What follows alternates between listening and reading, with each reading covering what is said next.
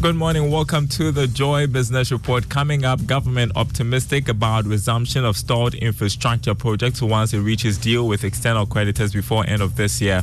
Also coming up, senior finance lecturer at the University of Cape Coast, Sarah Mkawa, predicts Ghana's inflation will hit single digit by 2026. Also in the news this morning, enforcement team of Ghana Revenue Authority sends strong warning to businesses that fail to put their house in order after previous exercises, saying they will face the full rigors of the law. Plus, later on the Business Journal, women in trade want close attention paid to challenges in order for Ghanaians to overcome obstacles of intra-Africa trade. Details coming up.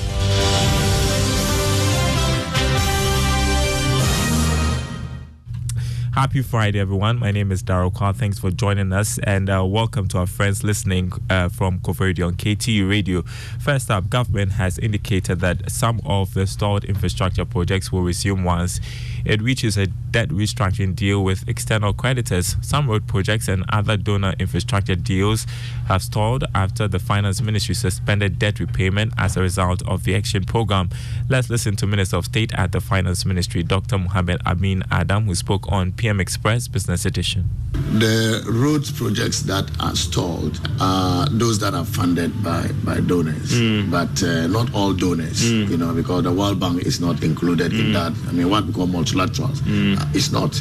It is usually the official bilaterals, and then also the commercial credit. If you look at the foreign funded, the profile of foreign funded road projects, the multilaterals dominate, the World Bank and the other African Development Bank, they dominate. But to tell you when will depend on when the negotiations are completed. Okay. And if we are saying that we expect that to be completed by the end of this year, then that is probably the time some of those projects will resume. But don't take it away from the fact that even when we reach an understanding and an MOU is signed, some donors may decide that, look, let's go ahead. Yeah. Minister of State at the Finance Ministry, Dr. Mohamed Amin Adam there. You can watch a repeat of that conversation at 11 this morning on the Joy News channel. Now, senior finance lecturer at the University of Cape Coast, Sarah Mkawa, is predicting single-digit inflation by 2026, but that would be after macroeconomic indicators improve. Inflation for the month of September 2023 dropped to 38.1% from 40.1% recorded in August, a situation the Ghana Statistical Service attributes to the tight monetary policy measures by the Bank of Ghana. Speaking to Joy Business, Mr. Kao said inflation will drop drastically in the next 4 to 6 years. Inflation would go into a single digit in the next 3 or 4 years. So we may not get a single digit by the end of even next year. 2025 is projected to have about 15 or 18% rate of inflation. So we should be getting to a single digit in 2026, 2027, or 2028 that way. There is the need for government to ensure that they live within the budget and they live within the limits of the IMF agreements that they've had. You had a senior finance lecturer at the University of Cape Coast, Sarah Mkawa. Now, businesses that were questioned and arrested by the Ghana Revenue Authority for failing to honor their tax obligations will not be spared in the next round of enforcement exercises by the authority. This warning is coming at the time the enforcement team is preparing for another distress action against recalcitrant firms to drive revenue in the last quarter of the year. Assistant Commissioner of Enforcement at Accra Central, Joseph Anand, says the law will be applied strictly to businesses that fail to comply after the previous exercise. Now, I'm telling the public that is how we are going to approach our quest to increase our collection, that is tax collection in this country. So it is not only VAT that you must comply with, but you must comply with all tax types. And we are going to go into our system when we come to you to look at all other tax types that are applicable to your business, to know whether you are compliant. And those that we have already visited, we are coming back to you to know whether after our visit, you are doing the right thing. And please, if we come and you are not doing the right thing, then you should know that when you come to our office, we are not going to smile with you. Assistant Commissioner of Enforcement at Accra Central, Joseph Annan.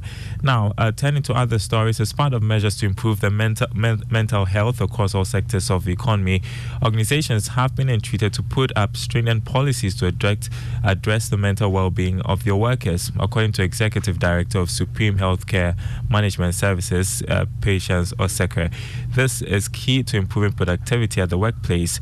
She spoke to Joy Business at the EAP African Summit. They think that is a Western concept. So it's like, I've got my family, I've got my community. Why should I sort of, contact somebody with regards to my personal issues? So I think these are some of the issues that they're not able to relate and connect to it. But I think things have changed now. COVID-19 obviously has brought the whole concept of workplace mental health to the forefront. And people are now realizing that I need to be mentally sound.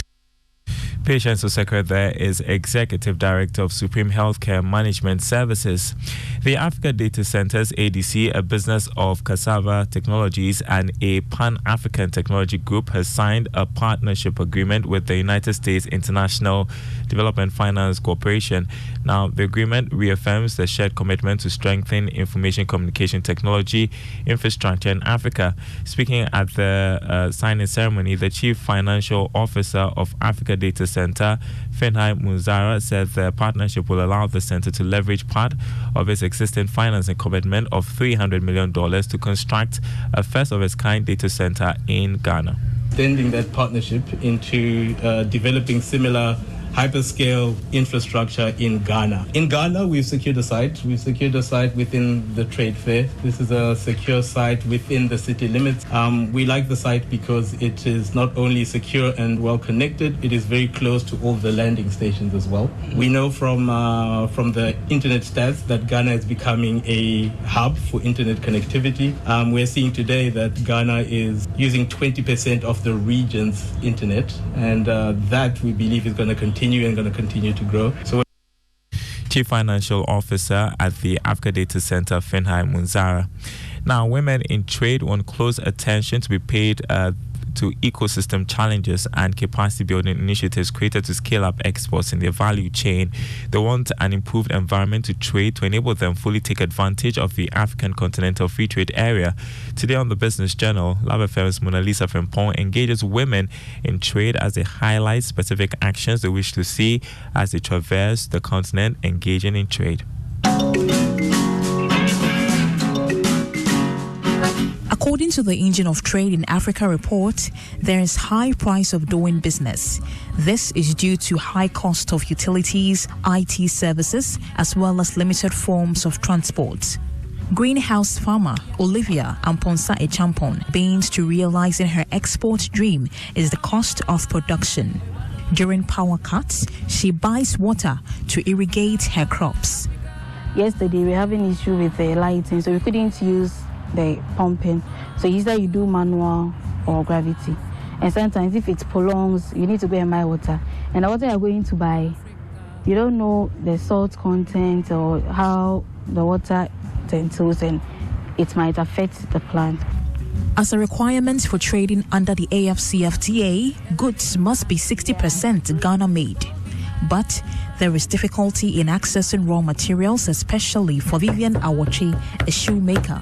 Raw material na me di ejuma na ye ni no Ghana ha o e pieces na abrofo na yusu no Ghana fo ni bi nso aja to mo ho asante region mo kofa ba na yansu enya bi e de yet. Product certification and export documentation are the most meticulous processes in the export requirement.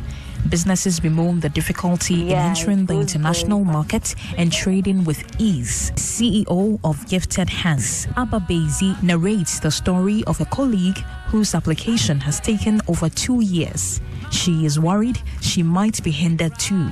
Because I have a friend I spoke to who is into manufacturing of cosmetics, and she already has put in application. And from last year to now, the application has still not gotten to approval stage. Businesses outside the capital of Ghana, Accra, seldom have access to training opportunities.